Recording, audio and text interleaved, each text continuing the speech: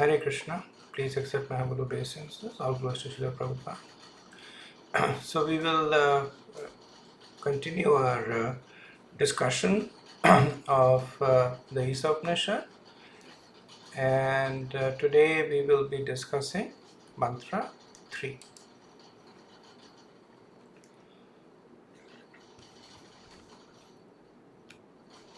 Asurya namate loka andena tamasa vritaha tamste pretya vigachanti ye ke chatmahano janaha.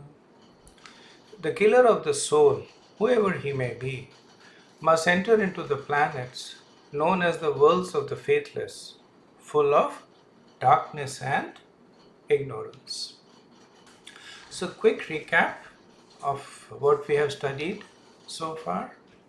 In the invocation, we heard a description of the Supreme Personality, Krishna, that how he is complete and everything rests on him.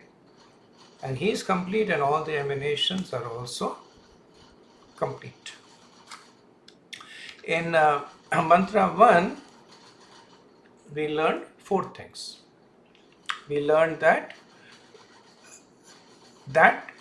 personality that we spoke about in the innovation, in the invocation, he owns and enjoys everything.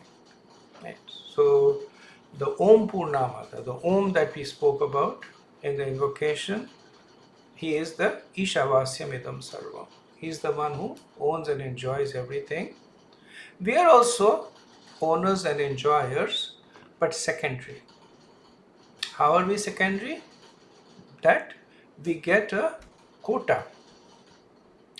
The basis of that quota is where we are in the Varnashram.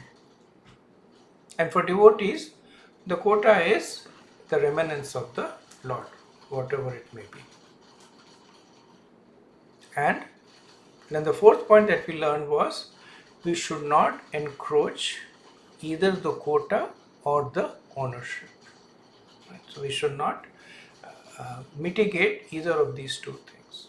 We should not go beyond the quota that's been allocated for us. And even when enjoying that quota, we should be aware that it is ultimately owned by the Lord. In the mantra 2, we studied the result of living as per this Īśāvāsyam mentality. So one with Gyan, with this knowledge, can live with detachment, but ultimately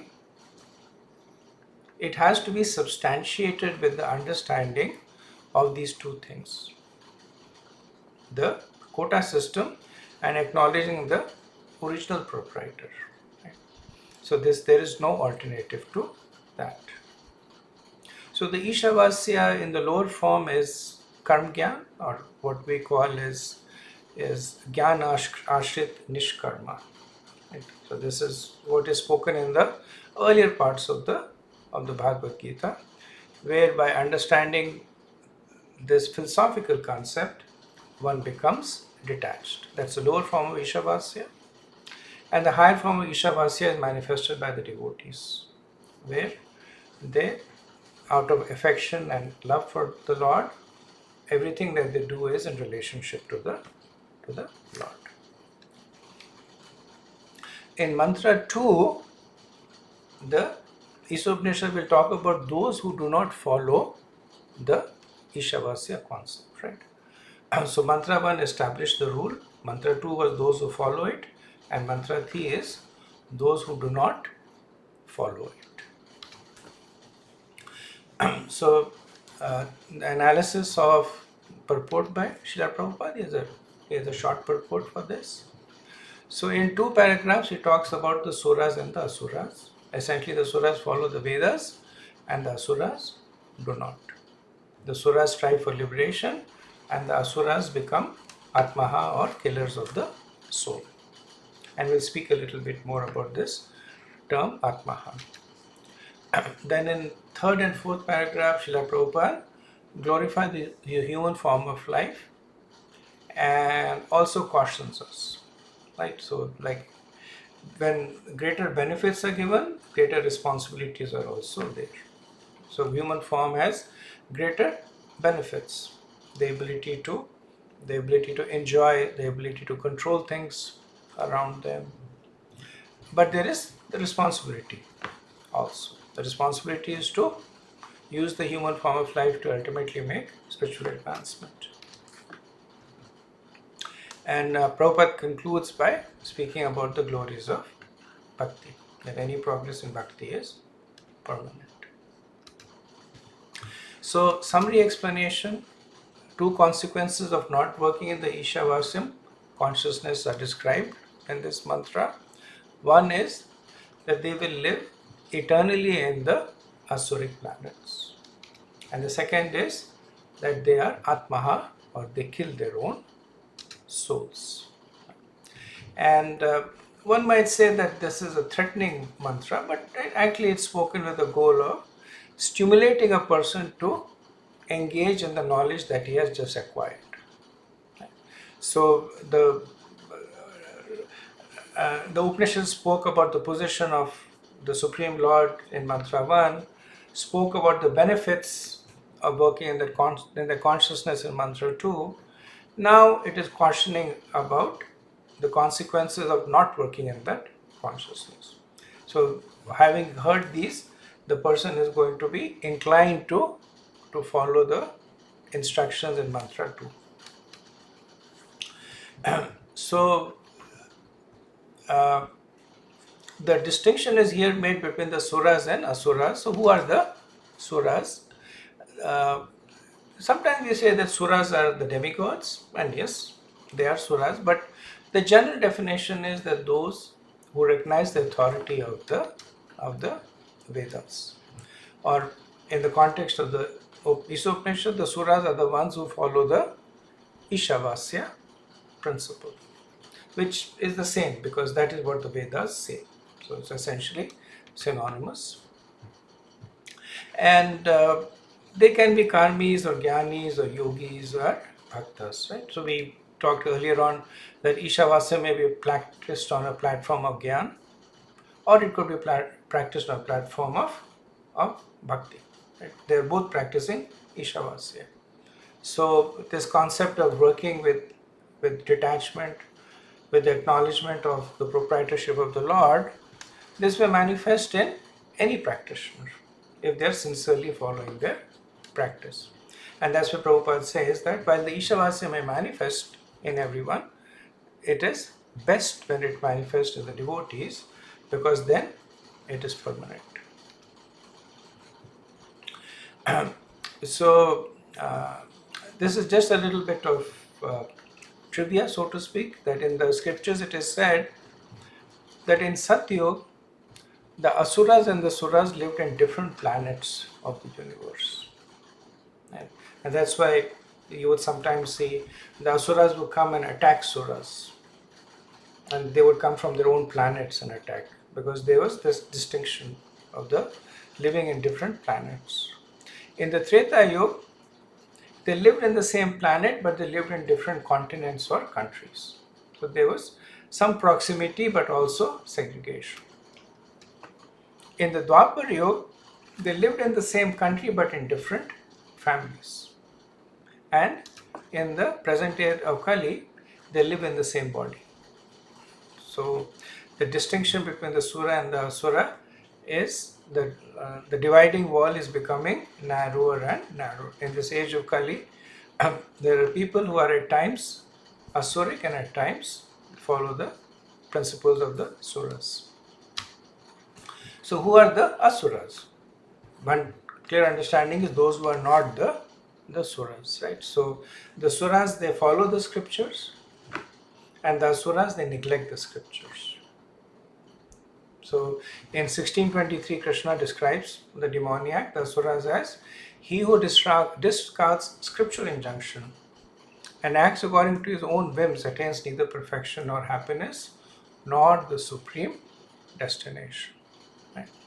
So the teacher describes how the killers of the soul, Those who do not engage in knowledge and rather engage in other pursuits such as seeking wealth, rejecting knowledge of the Lord just explained. Right? So the asuras are also called the killers of the soul, Atma. Then there is the second category of people. They follow the scriptures but only to get opulences. So they perform dharma only for selfish reasons, for sense gratification, but not for making spiritual advancement. So they do not perform dharma even for piety, right? Or for detachment. So like you see these um, big asuras like Ravan, Hiranyakashipu, Hiranyaksh. How do they get the powers? They follow the process in the scriptures. So it's not that they just go and stand and suddenly Brahma comes and gives them benediction, but they follow the authorized process. But they do not do it with a desire for either piety or for detachment. Right? When Dhruv Maharaj was following the process, then he was doing it for piety. So initially he was doing it to get material wealth, just like the asuras. But the process purified him. And one reason was because the process was given to him by a pure devotee. So by the time the Lord came to him, then he was not interested in any of the things that he had desired when he started the process. But personalities like Hiranyakashipu, they started the process with the desire to become immortal. And the whole process, it did not purify them. In fact, it made them more determined in this asuric mentality. So there are two kinds of asuras, one who neglect the scriptures, they act whimsically, and the second is they follow the scriptures but not for piety or detachment, but only to get some kind of opulences, whether it is mystical opulences, material opulences. So such people who neglect the scriptures or who do not take shelter of the detachment, their lives are similar to death itself. Why? Because they are not achieving anything in their human form of life. And the mantra says that they could be anyone. So it says te. So this is a rule that the mantra states, that they could be devas, they could be humans, they could be brahmans, kshatriyas. So anyone, if they do not follow this principle, abhigachanti. Gachanti means go, and abhigachanti means immediately they go. And where do they go? They go to that place without light, tan. When? Pritya. Pritya means after death. They go. So a little bit more about the destination of the asuras. So because the asuras are considered to be atmahana, the killers of the self, they accumulate heaps of sin. Right? So in the mantra the word jana is used. So jan means to be born, which essentially means that they take birth again. And where do they take birth? They take birth in the darkest of the regions, which is the realm of the demons. So it is known as Asurya Loka. Asurya Loka is the place, the destination of the Asurya, the planet of the faceless. So Asurya means belonging to the demons, right? It means that it is experienced by those of demoniac tendencies.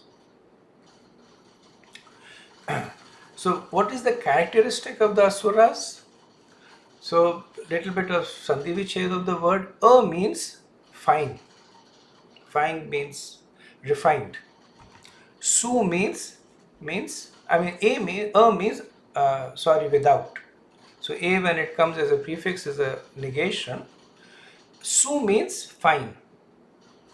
And Ra means pleasure, as a ramyate, Ra, right? So asura means without fine pleasures. Now the asuras, they do enjoy pleasures, So they may enjoy gross or subtle pleasures like intellectual pursuits if they're in the mode of goodness, or sense gratification if they're in the mode of passion, or intoxication, lethargy in the mode of ignorance. But they lack the fine pleasure that one gets only through spiritual practices. So this is the distinction between the suras and asuras. The suras, they are getting the finer pleasures that one gets through following the Ishavasya principle. The asuras, they lack those pleasures, right? And they go to the place that is famous for inhabitants with demoniac tendencies. Right? Andhena tamas avrita. So another characteristic of this place is that they are covered with intense darkness.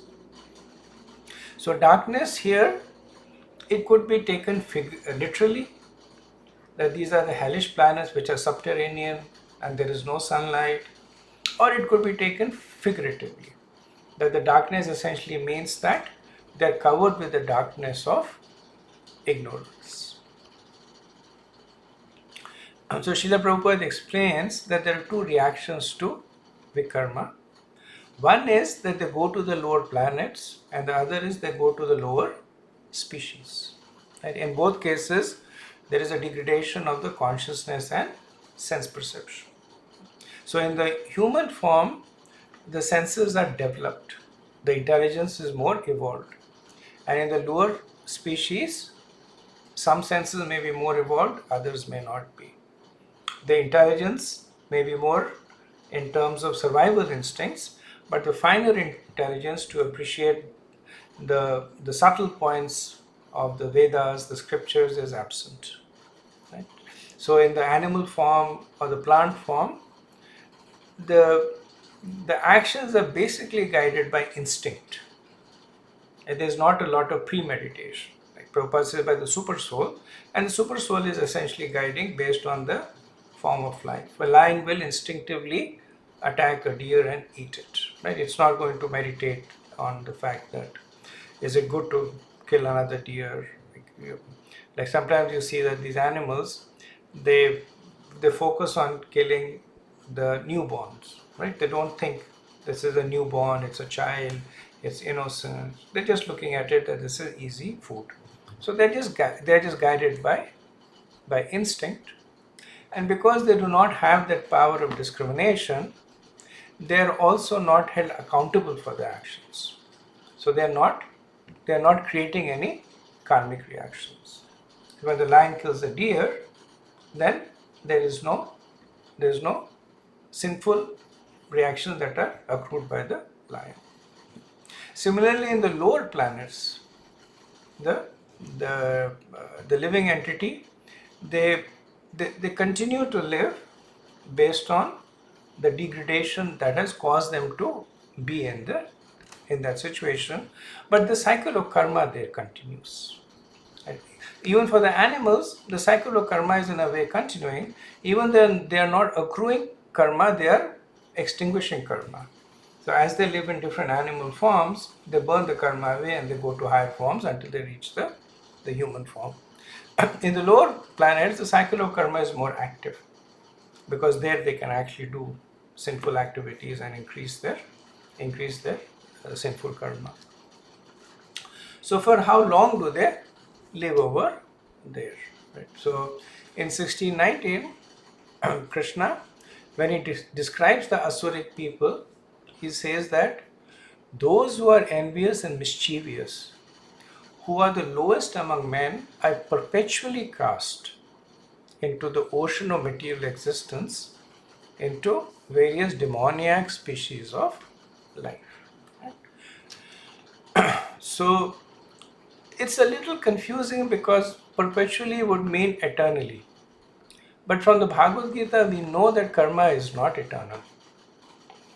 Both good and bad karma, it is extinguished when you enjoy or suffer it.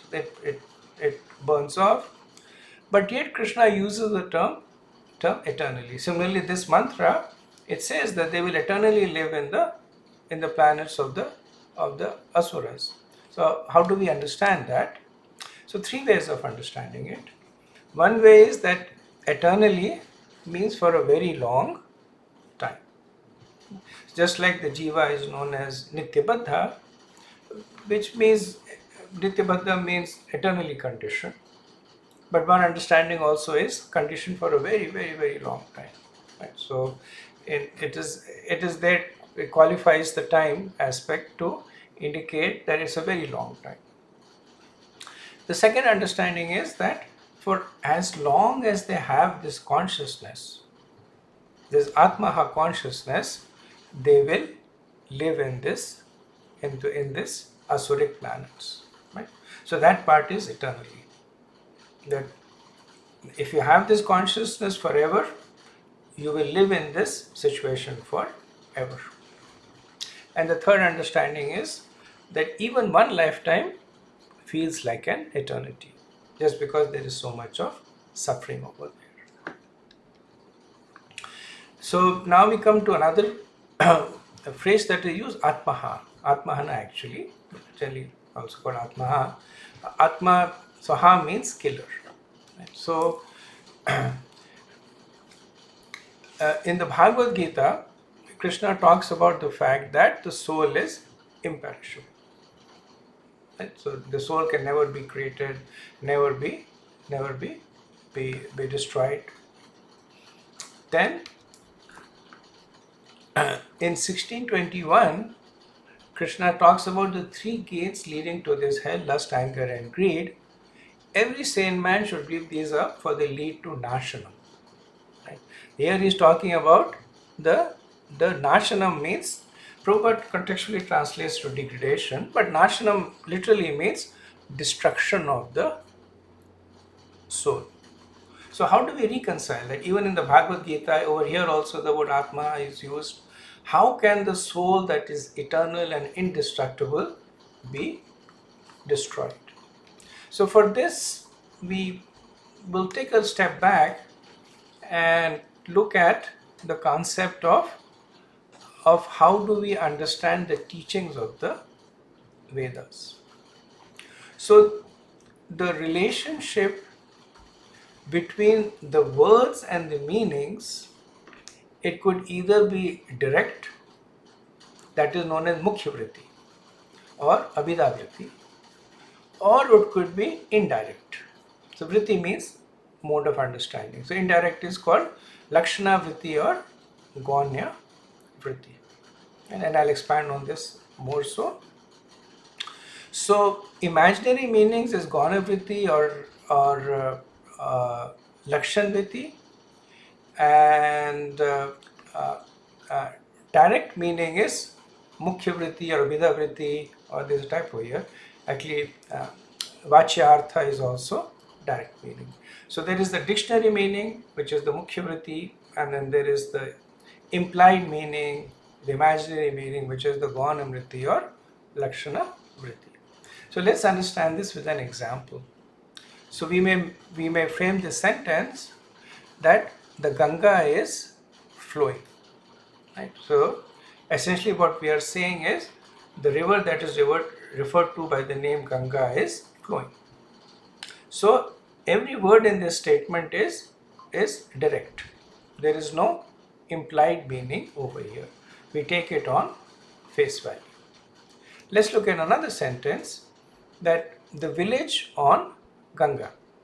Right? Somebody says, where is a village? It's the village on Ganga. Now here the word Ganga does not refer to the river, but the banks of the river. Right? So because if somebody says the village on Ganga, if you take the direct meaning, it means that the village is actually in the middle of the river, which is not possible. So here the relevant meaning would be the fact that there is a river that is there is a village on the banks of the river. So we do not take the direct meaning, but we take the implied meaning. Whereas in the previous case, when we say the Ganga is flowing, we take the direct meaning, and the river by the name Ganga is flowing. So in Chaitanya Charitamrita, Mahaprabhu recommends that one understands the Vedic literature in terms of there he called it Abhida Vritti. Abhida Vritti is same thing as Mukhya Vritti. Right? So the direct meaning. And then he generally says that one should reject Gauna Vritti, derived meanings. Which means that when the scriptures say something, then you should accept it directly. But there are exceptions to that. When the direct meaning of the scripture is impossible to accept. Right? Now, this whole process of Gauna Vritti, this is what the Mayavadis work on. Right? So, Krishna says, surrender unto me, and the Mayavadis say, well, it doesn't really mean surrender unto me. He says, surrender unto the Brahman, into me. Right? Krishna says, Manmana bhav mad bhakto, madhyadi mam namaskaru. They say, well, he's not saying give obeisances to me, but if you look at it, the me can be you, me also. So it means that you give obeisances to yourself, right? So this is what the pseudo philosophers, some of them say the Bhagavad Gita is symbolic, Krishna represents the mind, and the horses are the senses, and Arjuna is the soul. So Prabhupada strongly condemns assigning such kind of Gauna Vritti. The Vedas are saying something, then you accept it. Sometimes, as a matter of necessity, the Lakshana Vritti or Gauna Vritti is taken. And this is one of those cases. So when the mantra is saying Atmaha, the killer of the soul, the literal meaning would be that such people are killing the soul. And that cannot be accepted because it contradicts everything else that the scriptures speak about. So when the Gauna Vritti is when the Mukhya Vritti itself becomes unacceptable, then one looks at the Gauna Vritti, right? So let's see a little bit in terms of what is the derived meaning of the word Atmaha. So the word Atma is means different things in different contexts, right? So here we have 7 meanings, but in other places they say the word Atma has 11 meanings, sometimes even say more, hundreds of meanings. But for the sake of the discussion, let's look at these 7 possible meanings. Atma could mean the animal form. It could also mean the human form. It could mean the self, the me. It could point to the mind. It could point to the soul, the super soul, or it could point to Krishna. So, what does Atmaha mean? When Atma refers to animal form, it points to meat eaters. Because what are they doing? They're killing animals. Atma is meat eaters. When Atma points to the human form, then Atma is that they're wasting the human form of life. Right? This is the context in which this word is primarily used in the mantra. When they say that they're killer of the soul, then what they mean is that you have this human form of life, Atma, and you're wasting it. Instead of using it to make spiritual advancement, you are using it to make material advancement. So Atmaha. If Atma points to the self, then it means that such a person does not act in one's self-interest. Right? This also is applicable to this mantra. Right? So we see that this is a more subtle form of the previous. So human form is you are wasting the human form, and the self, you're not acting in your self-interest. The self-interest of the human form is making spiritual advancement. When Atma is pointing to the mind, Atmaha means misuse of intelligence. When Atma provides to soul, then Atma means it kills the real identity of the soul. Right? Not that it kills the soul, but the identity of the soul is that that Jivere Swarup hoy Krishna Nityadas. So instead of established in that identity of serving Krishna, one begins to serve something else. So then you're killing the identity of the soul. Then Atma points to super soul. Atma means that you neglect the guidance of the super soul. Like the super soul from within, it is always guiding you to do the right thing. But when one neglects the guidance, Atma. And when Atma points to Krishna, Atma means that they have the wrong idea of Vishnu or Krishna. They kill Krishna by saying that Krishna does not have a body or Krishna does not exist. Right? So all these 7 forms are implied in this phrase Atmaha in this mantra. Now, just in terms of adding context, that the Īśopaniṣad is not the only place where the term Atmaha is used. And so in the Bhagavatam 11.5.17, when Narad Muni is instructing Vasudeva, he also talks about Atmaha. The killers of the soul are never peaceful because they consider that human intelligence is ultimately meant for expanding material life. They neglect the real spiritual duties. So this is almost a paraphrase of this mantra. You can almost say this is a purport of this mantra. Then in 11.20.17, Krishna speaks to Uddhav, and in the last line he says that considering all these advantages, a human being who does not utilize his human life to cross the ocean of material existence must be considered the killer of his soul. Right? And in Taittiriya Upanishad, it is said that if one thinks that Brahman does not exist, that person ceases to exist. Persons who do not believe in Brahman make themselves non-existent. Brahman in this case also includes the personality of Godhead. Right? So very, very similar explanation we see in corroborating scriptures. So the question is, why are they punished? So there is the award that is given to the soul of the human form of life to make spiritual advancements. Srila Prabhupada gives that example that if somebody is qualified, they get a high position in an organization, and because they get a high position, they get many benefits. They may get a big house to live in, they may get a big salary, servants, car, etc. But then if that person is not discharging his responsibilities commensurately, all that is taken away. So similarly, the human form of life is precious. It gives to one who has worked hard to deserve it.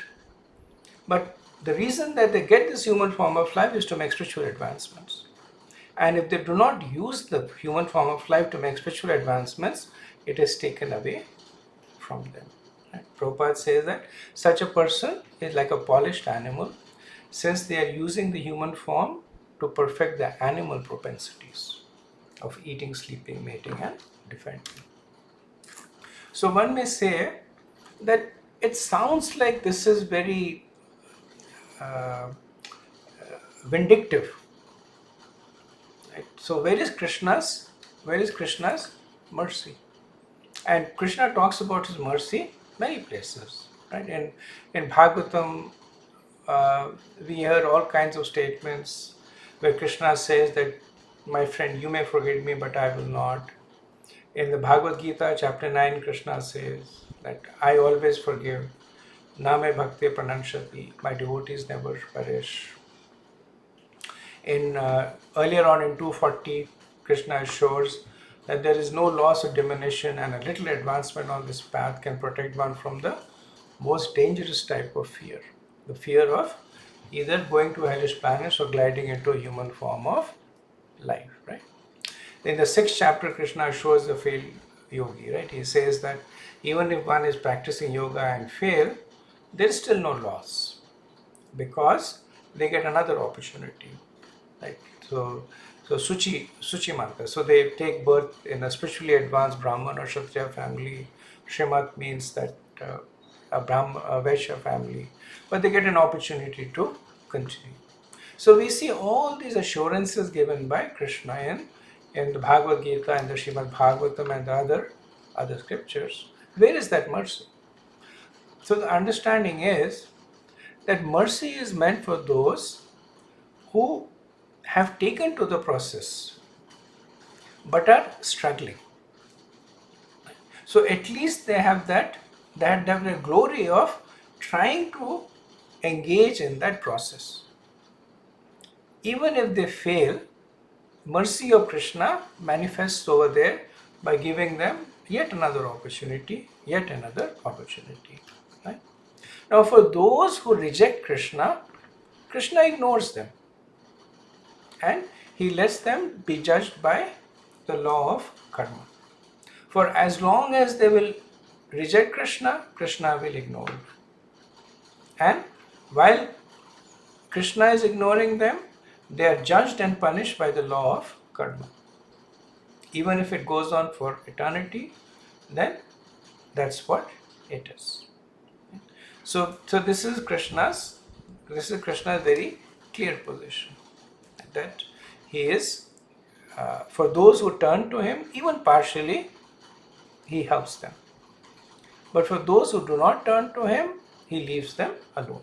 Now, there is no malice in Krishna over here. It's just reciprocation. So for those who do not turn towards Krishna, he is not going out of his way to punish them, but he is simply reciprocating in kind. He is saying, you are neglecting me, so I will ignore you. And when you neglect me, then you are judged by the law of karma. If you do good karma, you will enjoy. If Krishna is allowing that also. But if you do bad karma, you will be punished. But whether you do good or bad karma, you will continue to cycle in this material world. Right? So there are no contradictions. So these are the instructions of the Shruti. So those who have no knowledge of the soul or God and are addicted to material enjoyment go to the demoniac planets covered with unlimited ignorance after death. So Prabhupada gives the summary of the meaning of the verse. So the conclusion is that as human beings, we are meant not simply for solving the economic problems on a tottering platform, but for solving all the problems of the material life, into which we have been placed by the laws of nature. The Prabhupada summarizes this very elegantly. He packs a lot in this simple set of sentences. So he calls this material world a tottering platform. Tottering means that it is unsteady. And the human form of life is not for solving the problems of, not just solving the problems of material life, but actually solving the root problem of why do we have a material life. And unless we do that, we will continuously revolve in this problematic material life. So that brings us to the end of mantra 3. Thank you very much. Srila Prabhupada ki Jai. Hare Krishna.